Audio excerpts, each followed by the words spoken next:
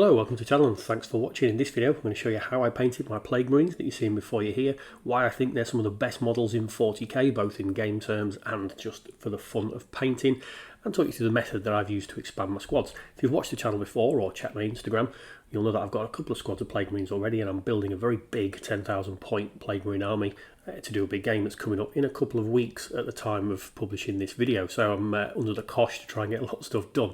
I do love Plague Marines, I think they're a brilliant squad to use, and this is just how I've expanded my 2 squads of 7 up to 14.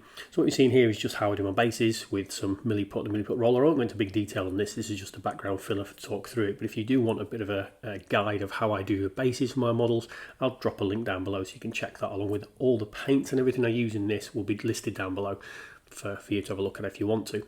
So when I built my Plague Marines the first time, the first 2 squads I've done, I really did rule a cool and just built what I thought looked nice, and that's generally how I do my armies. This time round I was expanding these out, and because I'm expanding them and I'm doing it for a big game, in my head I want a couple of squads of like shooting objective grabbers and a couple of squads of close combat. If you've watched the channel quite a lot recently, you've hopefully seen that I did a scratch built Storm Raven into one of the Forge World Storm Eagles, and that thing carries 20 troops if you're doing foot troops, or you can carry Terminators, fly in and drop them off. So I thought it'd be kind of cool to have 2 squads of 7 inside that with a couple of characters. So hence why I'm now building or bulking up the squads.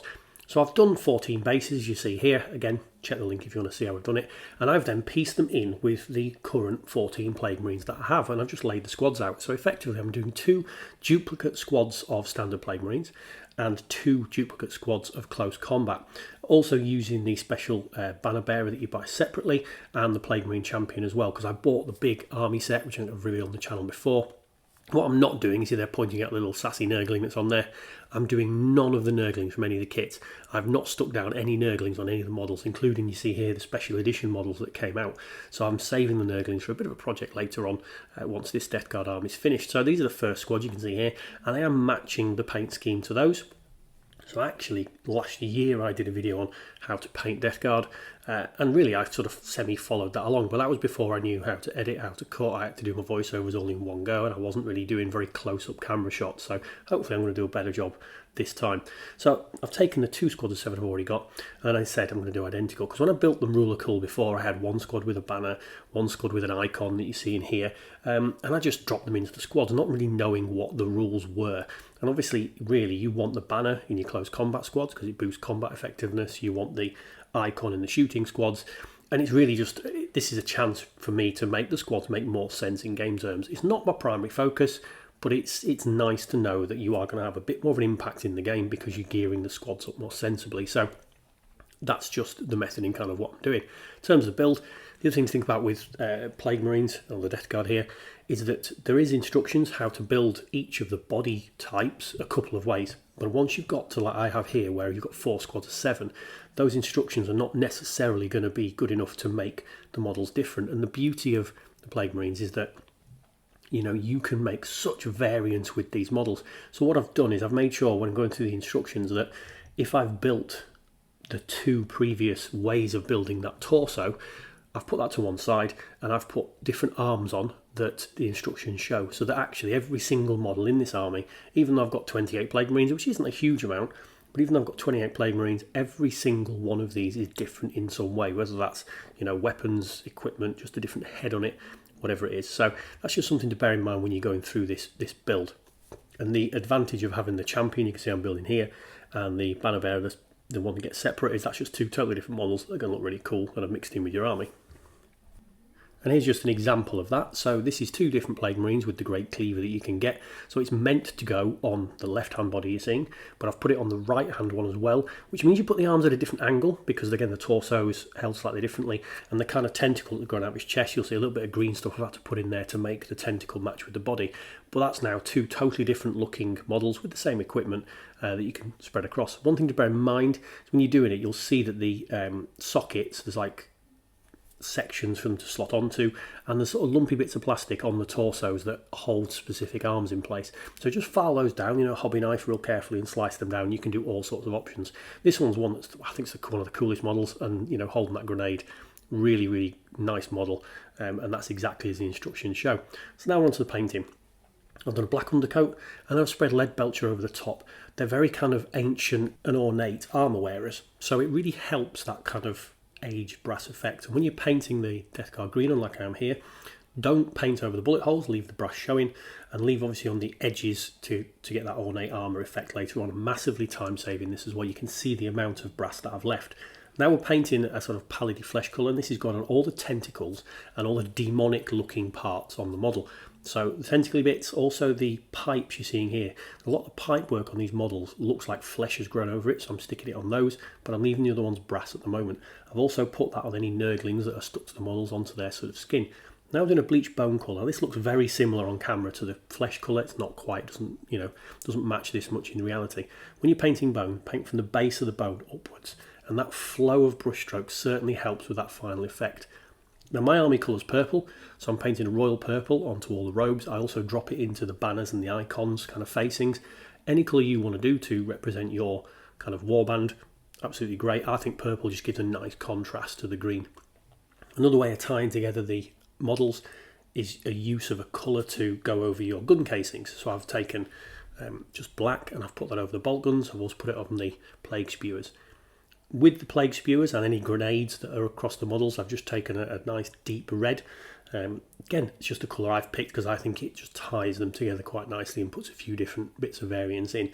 There's a lot of straps and things on the model, as you'd expect. There's a lot of straps holding bolt guns together. There's a lot of webbing and pouches. Now I've chosen to do all of them the same in like a nice dark brown colour. Not too much of a bright brown, because what I don't want to do is have loads of different colours across the models. You could do different colours on the pouches and the straps, but I like to kind of keep it together. Now I'm painting all the pustules across the model, these pustules and the bony bits, and I'm doing it quite a bright yellow. I'm also dropping that into some of the bullet wounds and areas where it looks like Knurled Rot is going to seep out of these cracks and things later. Now that's just a nice base coat for the Knurled Rot I'm going to do later. You could skip this bit and just put the Knurled Rot straight over the gold, or the bronze, but it definitely helps to have a bright base colour underneath to really make that Knurled Rot pop. So just something to be aware of. Now I'm taking a Scream of Pink, and I'm doing this on the tongues of all those possessed areas. And I'm also then going to start working on the tentacles. So we've already laid down the rakarth flesh, that kind of pallid flesh colour I talked about earlier, and now we're going to do a little bit of wet blending, so very, very quick, easy wet blending. So we'll put in the Scream of Pink, kind of halfway down the tentacle, all the way up. Then we're getting some more of that rakarth flesh we've already used, because it's on the wet palette, it's nice, quick and easy. And I'm then painting that and almost smudging together the pink at one end and the rakarth flesh at the other, and it makes kind of a mid pink tone in between. Then clean the brush off, going back into the rakarth flesh again, and just starting at the end of the tentacle and pulling more rakarth flesh into that pink area. And what that'll do is it'll give you a kind of weird blend of 3 or 4 colours on that tentacle. And that's wet blending in 5 seconds. Now there are far more complicated ways of doing it, but that's just a quick and easy way you've seen there, working through all those tentacles one by one, and making sure the paint doesn't dry. Now it's detailing. Bit of blue into the plasma gun. Now going over some of the metal areas just to make them look a little bit more rusty when we do the wash layer we're going to do later. So just dry brushing over some of these brass areas. We're not looking at totally covering that silver. We want to leave the brass and silver colours mixing together so that it adds to the rusty aged effect. Now I did do solid silver across the handle, but everywhere else was just that dry brush. Now it's the wash stage, and I'm using a Vallejo Sepia wash. It's the Game Wash series. This is kind of a real dirty, mucky wash. It works particularly well plague greens, but I do use it on an awful lot of my models. You could use Games Workshop Seraphim Sepia. That's slightly cleaner than this, but it also works, really well. So good coverage across every single part of the model, including the base for me, and this is how it dries. Now you could stop at this stage. This will be a perfectly battle-ready force if you're doing that, and would also speed up the painting process massively. You can see it's settled into the cracks, it's put multi-tones across the armour panels, but what it does do is it sometimes leaves streaks and things across the armour panels, so now it's just kind of tidying it up, but also bringing it up a layer. So the next bit is every single paint we've already used is going to go back on top like I'm showing you here. Now nice thin coats, there's not a lot of paint coming off, we're building this up very, very gradually. What we're not doing is painting every single section of it. You want to leave gaps around all the edges, around all the detail, where that wash and that colour of the previous armour is showing, and putting this same colour back on top will give you 3 or 4 tones on these panels. So build it up slowly, take your time, and then work through the same pieces. You can see there's what looks like 4 or 5 different colours, and that is only just with the same one going back on. So do not put loads and loads and loads of paint on at the same time. Keep it real thin, real light, and just build up very slowly. Now obviously you see here in super speed, just going back through all the same colours, so we're literally following the same routine we did before, but not covering the whole thing. Yeah, so that's kind of it really. You could do any of these stages you wanted. You could decide that the horns and stuff look great as they are and you don't want to do the next layer, or you could, you know, just do the armour and the things, however you want to do it. I've done every single one and gone across because it does add that extra little bit of, you know, work on it. Now if you were building up for an event or something, you wanted to get the army done quickly, you could get to the wash stage, leave it at that, and then come back and do these stages later.